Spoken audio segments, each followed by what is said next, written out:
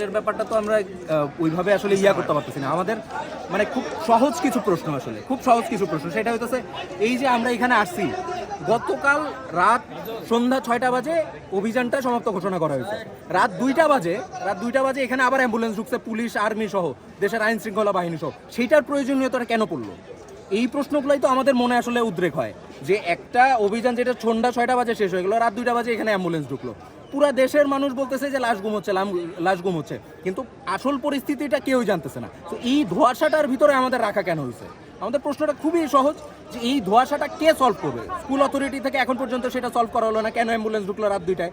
রাষ্ট্র থেকে কোনো করা হলো না। তাহলে এই ধোঁয়াশাটা কেন? আমরা তো আসলে টেকনিক্যালি রাষ্ট্রের সাথে কথা বলি না, আমরা এখনো ছোট মানুষ, টেকনিক্যালি কথা বলার তো কিছু নেই। আমরা তো ঘুরাই পেঁচায় কোনো প্রশ্ন করতেছি না যে আমি আরেকজনকে ফাঁসাবো, আরেকজনকে করবো, হেয় প্রতিপন্ন করবো, এরকম কিছু না।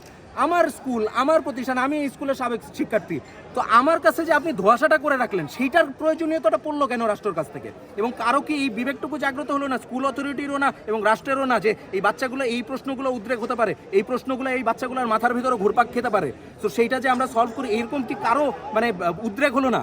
শুধুমাত্র এই পার্টিকুলার রিজনটাই আমরা আসলে আজকে স্কুল অথরিটির কাছেও প্রশ্ন করতে চাই, এই রাষ্ট্রের কাছেও প্রশ্ন করতে চাই।